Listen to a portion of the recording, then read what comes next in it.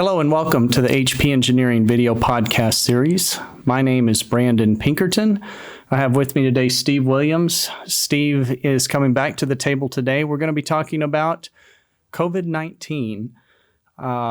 We've had quite a disruption across the world, but as we are trying to figure out what's next, we've been getting a lot of questions and people are wanting to know, what are we going to do as we open up our offices? What are some things that we can do? What should we be doing? So we're just going to start. We're going to have a conversation. Steve, thanks for being with me today. You're welcome. What kind of questions are you being asked right now? What kind of questions are you seeing from people who are wanting to reopen their offices, reopen their businesses? What are you seeing? We're seeing a lot of questions about how can we make our buildings safer for our occupants, for ourselves when we come back from people working at home. A lot of the people who are working at home now are concerned about coming back to the office and being around someone who might potentially be infected and they don't know about it. So they want to know what their employer and what the built environment is doing to help protect them from being infected. So as I understand, businesses are going to be, they have different ways of operating and things that they do every day. There are different risk categories for different businesses. Can you tell me a little bit about that? Why will some businesses be more at risk than others? What are these risk categories? What do they mean? The main source that we're looking at for risk assessment right now is from OSHA. And they have 4 different levels of risk assessment, ranging from very high risk to very low risk. A very high risk would be any kind of occupation or business where you're in close proximity to someone who likely has or is known to have COVID-19. And also if you're working or doing procedures where you might be making people cough or create vaporization of or aerosolization of anything for their mouth or nose. Any of those kinds of processes would be considered a very high risk. So I'm thinking immediately, healthcare type things, but maybe even more specifically, that would be maybe dental offices, maybe ENT type offices, things that are specifically involved with people's mouths and dealing with those kind of things. That's correct. There are some procedures with dental offices and ENTs because they're dealing with the mouth and the nose, where that would put you at a very high risk if you are a healthcare worker or if you're a patient coming in after that patient. Also, personnel performing autopsies, ambulance drivers, anyone that's going to be in close proximity to someone who's suspected to have COVID-19. Okay. So they're looking to us as building engineers. Now, our responsibility, we have the MEP systems. These are the mechanical HVAC systems, the plumbing systems, and then the lighting as well. This is primarily what we deal with. Building owners, most of them are going to be coming back to existing buildings that they've been in for years, months. They have leases they're coming back to and are going to continue to be in these buildings for the foreseeable future. So I think the question you're probably getting a lot is, what are some things that I could do to my building as it stands today to improve my situation? Maybe mitigate contaminants in the airstream, things like that. What are some things that you are talking to building owners about doing, maybe even possibly implementing as they return or maybe before they reopen their offices? A lot of the questions that we're getting have to do with how they are operating or how they should operate their HVAC systems. And ASHRAE has published some recommendations just this month in May on some recommended things to do with your HVAC system, which include increasing the efficiency of your filtration as much as the air handling system will allow, increasing ventilation requirements as much as possible, operating the HVAC systems as much as possible so that you're constantly moving the air through the filters and capturing any of those larger particles that might be there. As far as retrofitting existing buildings, we have had questions and are looking at technologies like UV lights, at catalytic filtration systems, negative pressure rooms, and various other ventilation improvements for the buildings. So airflow, air movement, that's a big one. Mm-hmm. People are going to cough, breathe, sneeze into the air. Things are going into the air. And for the uninformed, or for someone who may just be watching this out of curiosity, air in the building is eventually going to be moved into the return grill or into the return of the HVAC system, and it has an opportunity to pass through the unit itself, through the filtering system before it is reintroduced as clean or conditioned air back into the space. Right.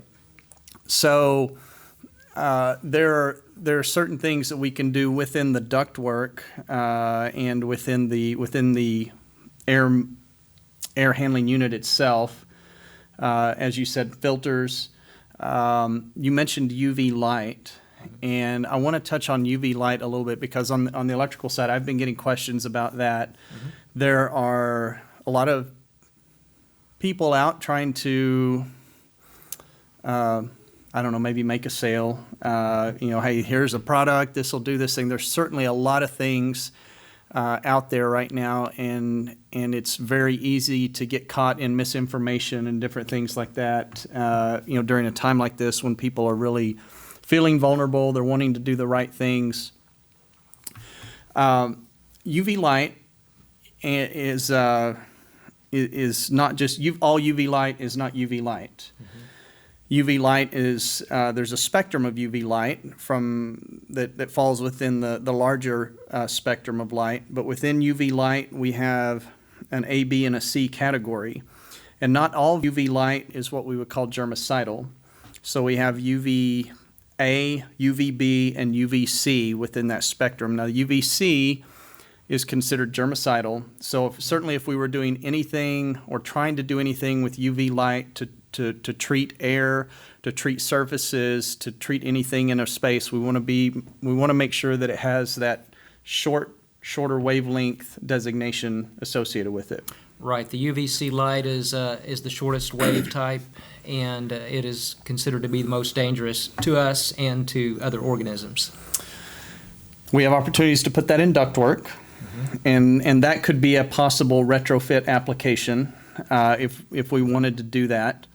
And now that would work as far as treating the air as it's either coming into the return or coming out on the supply side. I guess either option would work for treating the air. Mm-hmm. Then we also have the option, once the air is in the space, UV light can come in a lot of different arrangements.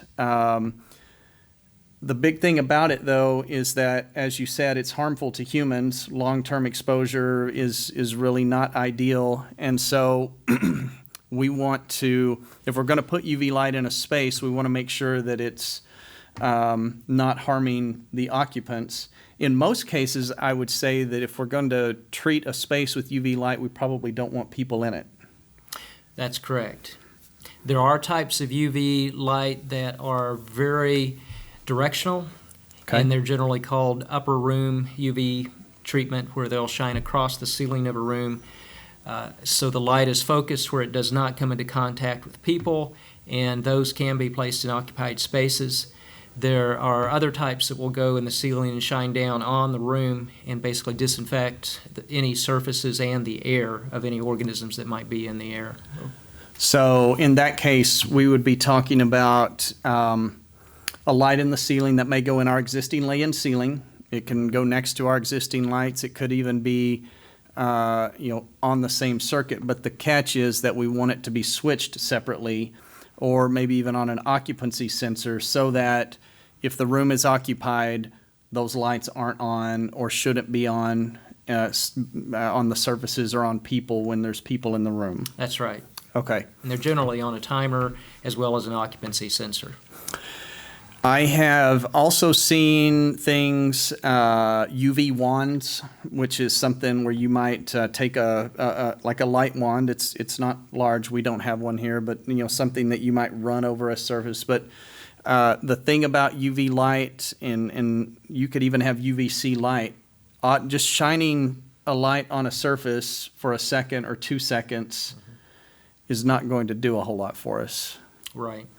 Time is important. And we don't want to get into some deal where just waving a wand over something or over a surface or anything like that is going to immediately put us in the clear.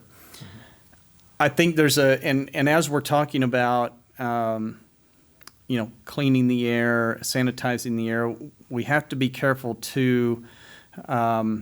Talking about sterilization and disinfection.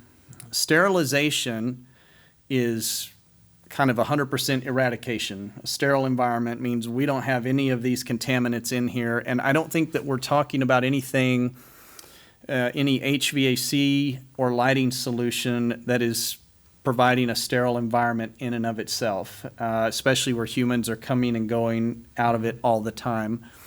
But I think what we are talking about is getting way up there and getting as good as we can, getting the results that we can with what is available to us. And we're not saying that any of these solutions are going to automatically fix every problem. Right. Okay.